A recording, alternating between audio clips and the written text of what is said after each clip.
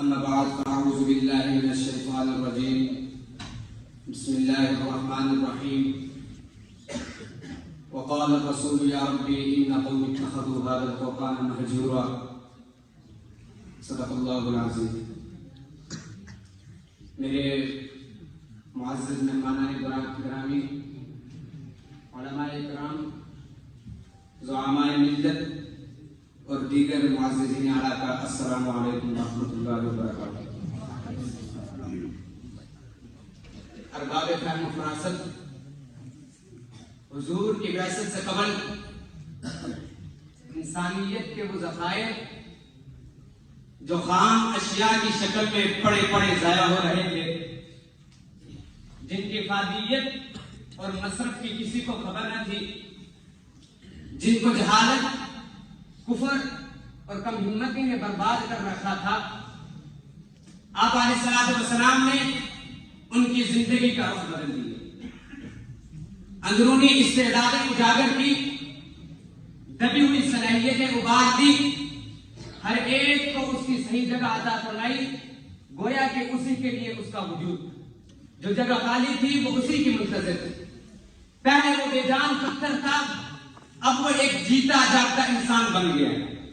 پہلے وہ ایک بے حس و حرکت مردہ تھا، اب وہ زندہ ہو کر ساری دنیا پر حکومت کرنے لگا.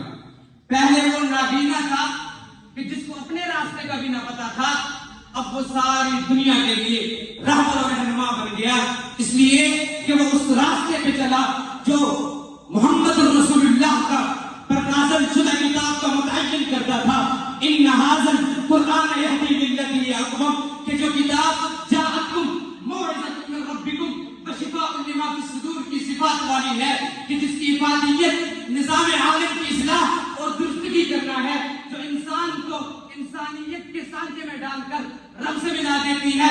بقول شاعر، جینے کا ہنر ہم کو قرآن سکھاتا ہے، حیوان کو بھی یہ تو انسان بناتا ہے. خود پوجنے سے ناداں کچھ بھی نہیں ملتا، اللہ سے تو سب کو قرآن ملاتا ہے. قرآن فقط شامل و نور مجسم ہے، ظلمت کے اندھیرے میں عرفان سکھاتا ہے. ارباب دانش، لیکن نہایت افسوس کے ساتھ آج ہماری زندگیاں قرآنی تعلیمات سے کوسوں دور. قرآنی تعلیمات کہاں اور ہماری زندگی کہاں؟ قرآنی تعلیمات تو یہ ہیں کہ نماز پڑھو، زکات دو، ہم کوئی توجہ نہیں دیتے. قرآنی تعلیمات تو یہ ہیں حقوق اللہ، حقوق العباد کی فکر کرو، ہم سنی اور تنزیل کر جاتے ہیں. قرآنی تعلیمات تو یہ ہیں کہ آپس میں اتحاد و اتفاق قائم کرو، اللہ کی رسی کو مضبوطی سے تھامو، جبکہ ہم تو لڑنے مرنے کو تیار ہیں. قرآنی تعلیمات تو یہ ہیں کہ اپنے فیصلے رسول اللہ کے مطابق کے فیصلوں کے مطابق کرو، جبکہ ہم اپنے مسائل کا حل غیر اسلامی قوانین میں تلاش کرتے ہیں. قرآن نے ہمیں جہاد کا حکم دیا تو ہم نے اس پر دہشت گردی کا لیبل لگا کر امر بالمعروف و نہی عن المنکر کا حکم دیا، ہم نے اسے دقیانوسی سمجھ کر پس پش ڈال دیا. قرآن نے ہمیں سیدھی راہ متعین کرنے کا کہا، ہم نے کوئی توجہ نہیں. آج امت نے قرآن کو مزین کر کے طاقت کی زینت بنا دی اور اس پر عمل کرنے کو الوداع کہہ دیا ہے.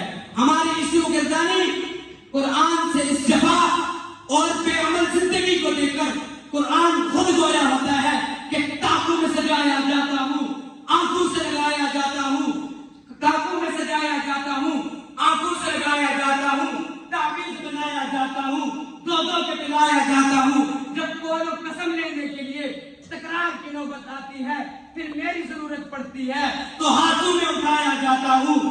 مجھ سے محبت کے دعوے قانون کے راضی غیر کے جو بھی مجھے رسوا کرتے ہیں اور جو بھی ستایا جاتا ہوں. سامعین محترم،